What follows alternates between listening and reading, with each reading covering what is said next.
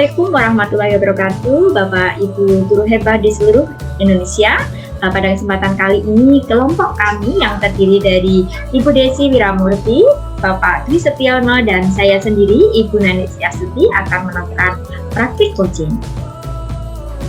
Adapun coach dalam hal ini adalah diperankan oleh Ibu Desi Wiramurti, coachingnya oleh Bapak Dwi Setiono, dan saya sendiri, Ibu Nani Setiastuti, sebagai pengamat. Bapak Ibu, silahkan nikmati persembahan dari kelompok kami. Assalamualaikum Bu Desi. Waalaikumsalam. Sebelum Desi melakukan praktik coaching dengan Pak Dwi, bisakah Ibu Desi sebagai coach menyampaikan materi coaching serta alur yang akan disampaikan dalam coaching nanti? Baik, terima kasih Bu Nani. Saya akan melakukan praktik coaching dengan Pak Dwi Setiono. Saya sebagai coach dan Pak Dwi sebagai coachee. Coaching kali ini bertema guru dengan murid, yaitu temanya murid yang sering terlambat hadir ke sekolah. Kemudian dalam praktik coaching ini akan menggunakan alur Tirta yang terdiri, yang pertama saya akan membuat kesepakatan dulu dengan coachee terkait tujuan pembicaraan yang akan berlangsung.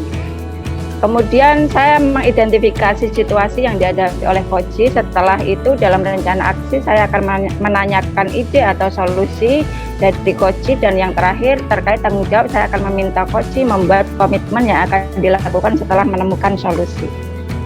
Gitu, nggih. Lalu di antara kompetensi personal mendengarkan aktif, mengajukan pertanyaan yang berbobot, dan atau komunikasi yang memberdayakan, kompetensi inti mana ya Bu yang akan ditingkatkan dalam coaching nanti Bu? Baik, semua kompetensi tersebut sebenarnya penting dan berpengaruh dalam keberhasilan coaching. Nah, yang lebih utama dengan mengajukan pertanyaan berbobot dan komunikasi yang memberdayakan, saya berharap murid dapat menemukan solusi dari permasalahannya dan mampu membuat komitmen sebagai tindak lanjut. Wah, menarik sekali ini sepertinya Bu. Semoga praktik coachingnya bersama Pak Dwi lancar ya Bu. Terima kasih Bu Desi. Sama-sama Bu Nani.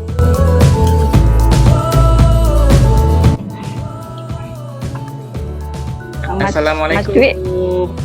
Waalaikumsalam. Silakan masuk Mas Dwi. Silakan duduk. Izin Bu. Ya Bu, ada apa Bu? Ibu memanggil saya Bu.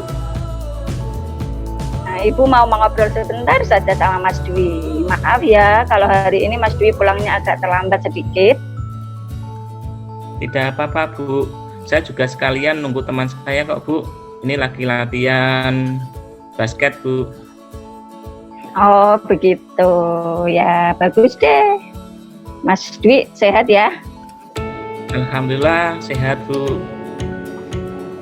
Tadi pagi terlambat tidak berangkat sekolahnya? Iya Bu, sedikit terlambat Bu. Nah tuh senyum-senyum, terlambat lagi mesti ya. Tadi kamu berangkat sendiri apa boncengan sama temanmu? Ya tadi boncengan sama teman Bu, tapi ya itu beda kelas Bu. Oh bukan teman sekelas ya. Gini Mas Dwi, akhir-akhir ini kalau Ibu perhatikan Mas Dwi sering terlambat ya hadir ke sekolah. Kemarin juga beberapa guru ada loh yang bilang sama Ibu kalau pada jam pertama itu Mas Dwi sering terlambat masuk ke sekolah. Nah, ini Ibu memanggil Mas Dwi ke sini bukan karena Ibu mau menyalahkan atau mau memarahi Mas Dwi ya. Kira-kira Mas Dwi tahu tidak kenapa Mas Dwi Ibu panggil ke sini? Ya Bu, saya tahu Bu. Pasti Ibu ingin tahu kenapa saya sering terlambat ya Bu. Saya minta maaf karena sering terlambat. Baiklah. Tapi pasti Mas Dwi punya alasan dong, kenapa sering datang terlambat. Cobalah cerita sama ibu. Siapa tahu ibu bisa bantu Mas Dwi untuk menemukan solusinya biar tidak terlambat lagi. Iya, iya Bu. Ini tadi pagi itu saya jemput teman saya Bu, belum ke sekolahan. Itu saya dari rumah teman saya, hanya ada satu motor yang dibawa ayah kerja Bu. Terus pada waktu siap-siap juga teman saya itu lama sekali Bu. Jadi ya terpaksa menunggu Bu. Itu Bu. Oh begitu, wah mulia sekali sebenarnya tuh Mas Dwi ya. Karena Mas Dwi membantu temannya yang tidak ada kendaraan untuk ke sekolah. Nah, tapi ketika Mas Dwi sampai di rumah temannya, teman Mas Dwi sudah siap apa belum? Ya tadi sih belum siap Bu, lagi siap-siap sih Bu. Tapi kok lama ya Bu ya? Berarti sebenarnya teman Mas Dwi sudah siap ya. Kalau teman Mas Dwi sudah siap, harusnya tidak terlambat ya. Berarti ada penyebab yang lainnya dong. Iya Bu, memang saya berangkatnya tadi agak kurang pagi Bu, menjemput teman saya Bu. Oh, memangnya Mas Dwi dari rumah berangkat jam berapa? Itu berapa jam sih? Oh iya kalau Bu. dari rumah? Oh iya Bu, saya dari rumah itu jam 6:50 Bu. Terus kemudian saya kalau dari rumah ke sekolah itu sekitar 20 menit. Tuh. Padahal jam masuk sekolah itu jam 7 ya. Kalau Mas Dwi berangkat dari rumah jam 6:50, ya sudah pasti itu terlambat Mas Dwi. Apalagi Mas Dwi juga jemput teman dulu kan. Jarak rumah Mas Dwi ke sekolah kan jauh. Kenapa Mas Dwi tidak berangkat lebih awal? Ya Bu, maaf Bu, saya bangunnya agak kesiangan tadi Bu. Nah itu berarti penyebabnya bukan karena jemput teman ya, tapi karena Mas Dwi bangunnya kesiangan. Memangnya Mas Dwi tidur jam berapa? Iya Bu, tadi malam itu saya main game Bu sama teman-teman saya, itu sampai jam 12 malam Bu. Wow, jam 12 malam, malam sekali itu ya. Iya, Bu. Hanya main game kegiatannya. Iya, selain itu saya juga nongkrong sama teman-teman satu kampung. Itu ada orang tua teman-teman saya juga punya warung, dan juga di sana itu ngobrol-ngobrol, juga main game. Itu asik banget sebenarnya Bu. Oh, memangnya kalau sampai malam begitu orang tua Mas Dwi tidak melarang. Terus kalau pagi orang tua Mas Dwi membangunkan Mas Dwi tidak? Iya, sebenarnya saya disuruh orang tua itu saya mainnya jangan sampai larut malam Bu. Terus kalau pagi itu orang tua saya membangunkan saya Bu. Tapi setelah itu orang tua itu saya berangkat sekolah, berangkat kerja, dan setelah bangun saya habis sholat itu tidur lagi Bu. Oh, tidur lagi ya. Sebenarnya tidak apa-apa sih kalau Mas Dwi bergaul, kumpul-kumpul sama teman. Tapi kan juga harus ingat kalau besoknya harus sekolah, jadi harus bisa mengatur waktu ya. Dan Mas Dwi juga sudah berbuat baik loh dengan tadi menjengkan temannya yang tidak punya motor ya. Tapi kan kasihan juga teman Mas Dwi jadi ikut terlambat. Iya nggak Mas Dwi? Iya Bu, iya Bu. Lalu apa rencana Mas Dwi biar besok tidak terlambat lagi? Ya, jika besok saya sekolah, saya nanti nongkrong lagi udah Bu sampai malam biar bangunnya pagi. Kasihan teman saya juga itu jadi ikutan terlambat. Ya bude. Bagus itu Mas Dwi. Lalu apa rencana Mas Dwi itu? Iya Bu, kalau orang tua saya bangunkan, saya akan langsung bangun deh Bu, nggak akan tidur lagi. Saya akan bisa nyetel alarm di HP saya. Jadi misalkan saya ketiduran dan orang tua sudah berangkat kerja, kan saya bisa bangun karena mendengar alarm. Dan alarm itu juga sering berbunyi Bu. ya terima kasih sekali, mudah-mudahan itu saya tidak ketiduran lagi Bu. Nah, begitu dong Mas Dwi. Kalau kita bangun dan berangkat lebih pagi kan kita juga tidak buru-buru saat mengendarai sepeda motor kan, jadinya kan lebih aman. Nah, teman Mas Dwi juga tidak terlalu ikut terlambat kan. Ibu mau melihat Mas Dwi jadi anak yang disiplin ya, dan Ibu yakin Mas Dwi bisa melakukannya. Ya Bu, saya akan berusaha lagi agar lebih disiplin Bu. Baik, Mas Dwi, Ibu percaya Mas Dwi bisa. Ibu rasa sudah cukup. Terima kasih ya Mas Dwi sudah mau ngobrol sama Ibu. Terus semangat dalam belajar dan membantu sesama. Ibu tahu kalau Mas Dwi itu anak yang baik. Ya Bu, terima kasih. Saya pamit pulang dulu Bu. Itu teman saya sudah selesai latihan basket Bu. Ya Mas Dwi, hati-hati di jalan ya. Ya Bu, Assalamualaikum Bu. Waalaikumsalam Mas Dwi.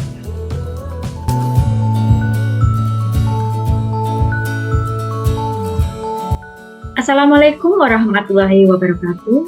Waalaikumsalam wabarakatuh.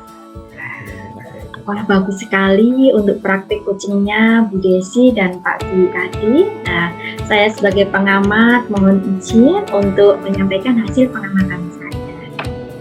Dari praktik coaching tadi, alur ceritanya terlihat jelas. Diawali dengan tujuan pembicaraan yang akan berlangsung. Pada bagian identifikasi, guru juga menggali informasi terkait situasi yang dihadapi oleh murid. Murid menyampaikan jika alasan dia sering terlambat ke sekolah itu karena menjemput temannya lebih dahulu. Namun, setelah guru menggali informasi lebih dalam, akhirnya murid menyampaikan jika alasan utama ia sering terlambat itu karena bangun kesiangan yang disebabkan karena malamnya ia nongkrong bersama teman-temannya di kampung. Kemudian pada bagian rencana aksi, guru menanyakan rencana yang akan dilakukan oleh murid agar murid tidak terlambat lagi saat hadir ke sekolah, dan murid menyampaikan rencana yang akan dilakukan bersama. Pada bagian tanggung jawab, murid membuat komitmen dengan menyampaikan secara detail setelah menemukan solusi atas permasalahannya. Mulai dari pertanyaan-pertanyaan berbobot dan komunikasi yang memberdayakan, akhirnya murid mampu menemukan solusi dan membuat komitmen untuk mengatasi permasalahan yang ada. Demikian Bapak Ibu penyampaian hasil pengamatan dari saya. Kurang lebihnya saya mohon maaf. Sukses selalu Bapak Ibu. Wassalamualaikum warahmatullahi wabarakatuh. Waalaikumsalam warahmatullahi wabarakatuh. Bapak Ibu guru hebat di seluruh Nusantara, demikian tadi persembahan dari kelompok kami yang sedang melakukan praktik coaching. Terima kasih. Wassalamualaikum warahmatullahi wabarakatuh.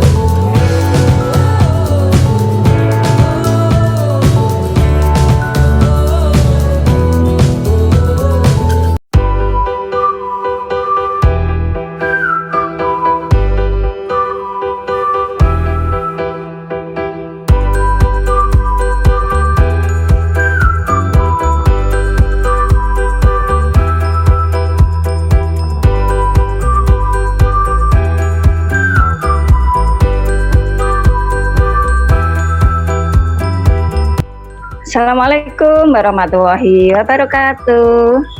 Selamat berjumpa lagi sahabat-sahabat semuanya. Kali ini kami ingin melakukan praktik coaching antara guru dengan sama guru.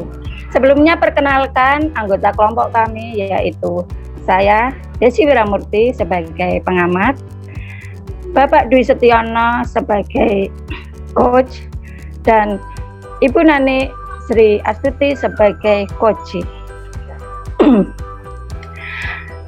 Praktik coaching ini menceritakan tentang Bu Nani, seorang guru bahasa Indonesia yang mempunyai masalah tentang kurangnya antusias murid-murid yang beliau ajar.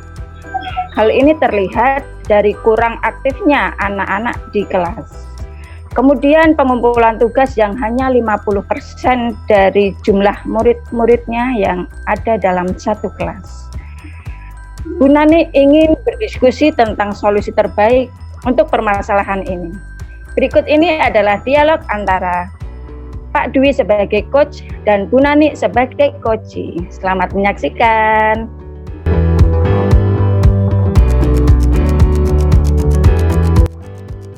Selamat siang Pak Dwi, bolehkah saya meminta waktunya sebentar? Saya mau bercerita tentang apa yang saya rasakan akhir-akhir ini di kelas saya, Pak. Oh gitu Bu. Baik-baik Bu Nani. Apa yang Ibu ceritakan? Ya, begini Pak Dwi. Akhir-akhir ini sekolah di kelas saya merasa murid-murid saya di kelas itu saat saya ajar itu kurang antusias dalam menerima pembelajaran dari saya. Selain itu, jumlah murid-murid yang mengerjakan tugas itu kurang lebihnya hanya 50%, Pak. Jadi menurut Bu Nani, apa yang diharapkan dari obrolan kita ini hari ini Bu ya? Saya mengharapkan solusi atas permasalahan saya tentang antusiasme siswa yang saya ajar, Pak. Oh gitu. Menurut Bu Nani, ini hal apa saja yang membuat murid-murid Ibu itu kurang antusias dalam pembelajaran bersama Ibu? Baik Pak, kalau saya ingat kembali, hal yang menyebabkan murid-murid saya kurang antusias adalah yang pertama, pembelajaran saya sepertinya sedikit membosankan, terlalu monoton, saya juga terlalu dominan untuk berbicara, bercerita di depan murid-murid saya, dan yang kedua, saya tidak memberikan kesempatan buat murid saya untuk berpendapat atau aktif berbicara pada pembelajaran saya ya Pak. Oh begitu Bu. Nah kira-kira saja ini Bu ya, yang dapat membuat murid Ibu antusias dalam pembelajaran Ibu itu kira-kira apa ya Bu ya? Iya Pak, menurut saya murid-murid pasti menginginkan pembelajaran yang asik, tidak monoton maupun membosankan Pak. Wah, saya sependapat dengan Ibu ini. Lalu menurut pendapat Ibu, ini apa saja yang bisa membuat murid-murid itu bisa asik dan tidak bosan pada pembelajaran Ibu ya? Iya Pak, menurut saya pembelajaran harus terpusat pada murid. Murid diminta untuk aktif dalam pembelajaran, kemudian adanya ice drinking ataupun game supaya pembelajaran itu lebih menarik gitu Pak. Oh gitu. Lalu mengenai tugas Bu yang diberikan kepada murid-murid, apakah penyebabnya sehingga mereka itu kurang antusias dalam mengumpulkan tugas Bu ya? Nah, kemungkinan karena tugas saya terlalu banyak apa ya Pak, dan berisi banyak pertanyaan tanpa saya memberi sumber belajar yang beragam dan mengasihkan, mungkin itu ya Pak. Oh gitu. Kalau boleh tahu Bu, Ibu menggunakan sumber belajar apa saja yang di kelas Bu ya? Saya biasanya menggunakan buku teks yang ada di perpustakaan ya Pak. Kira-kira adakah sumber belajar selain dari buku teks itu Bu kira-kira? Ya saya pikir sih sebetulnya banyak sih Pak. Sumber belajar seperti video yang dari YouTube, artikel di blog, atau tulisan ilmiah yang ada di internet, atau bisa juga menggunakan aplikasi yang sedang tren ya Pak, seperti TikTok atau IG gitu apa ya Pak? Nah, itu betul sekali Bu. Itu saya yakin sekali bila Ibu bisa menggunakan berbagai macam sumber belajar, pasti akan membuat anak-anak, murid-murid Ibu itu antusias dalam pembelajaran Ibu. Jadi sekarang rencana Ibu untuk menyelesaikan masalah ini bagaimana Bu? Yang pertama, saya mempunyai rencana, Pak, merancang pembelajaran yang mengasihkan dengan menggunakan sumber belajar yang beragam, seperti video yang dari YouTube, TikTok. Kemudian yang kedua, saya akan memberikan tugas yang tidak terlalu banyak. Kemudian bentuk tugasnya juga sesuai dengan minat dan bakat murid-murid saya. Istilahnya, saya di sini akan menggunakan pembelajaran yang diferensiasi, Pak. Iya. Kemudian dari pembelajaran diferensiasi itu, murid-murid tidak terkesan dipaksa atau terpaksa, tetapi mereka memang senang mengerjakan tugasnya. Misal menggunakan bentuk drama, kemudian lagu, puisi, pantun, ataupun bisa juga dalam bentuk laporan digital gitu ya, Pak. Wah, bagus sekali rencana Ibu. Ini mudah-mudahan itu berhasil semua, Bu.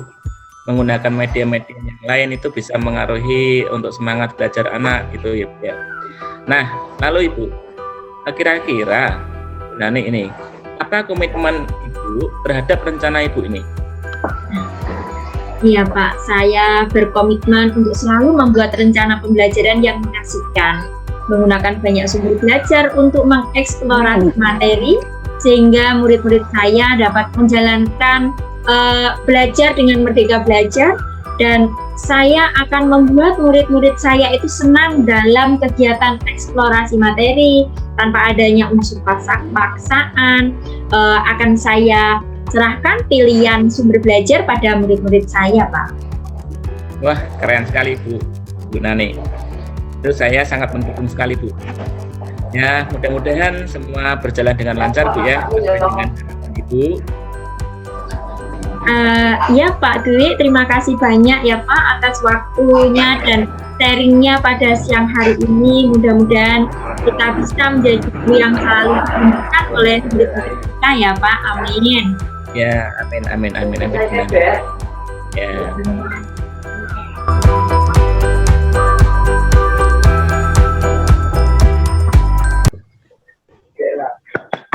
Wah, keren sekali praktik coachingnya Pak Dwi dan Bu Nani.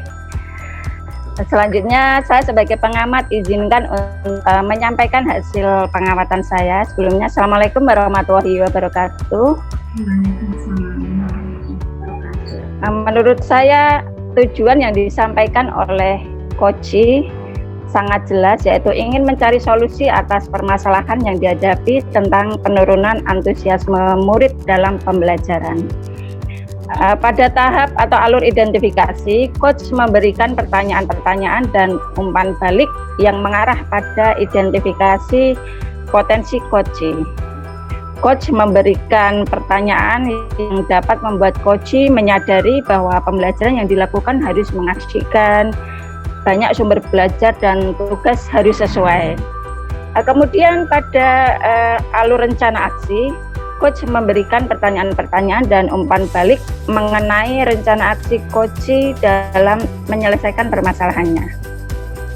Coach juga memberikan pertanyaan yang dapat membuat coach merencanakan hal-hal dalam menyelesaikan permasalahan, baik tentang antusiasme murid-murid dalam pembelajaran, dan hal-hal yang lain. Kemudian pada alur tanggung jawab, coach memberikan pertanyaan-pertanyaan dan umpan balik mengenai komitmen coach dalam menjalankan rencana aksinya.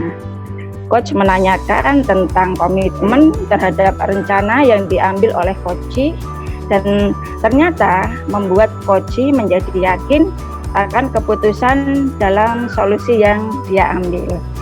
Demikian penyampaian dari hasil pengamatan saya. Sekali lagi sangat luar biasa tadi praktek coachingnya Bu Nani dengan Pak Dwi. Demikianlah sahabat semua di seluruh Nusantara. Demikian praktek coaching dari kelompok kami. Sampai berjumpa lagi di video berikutnya. Terima kasih. Assalamualaikum warahmatullahi wabarakatuh. Salam dan bahagia.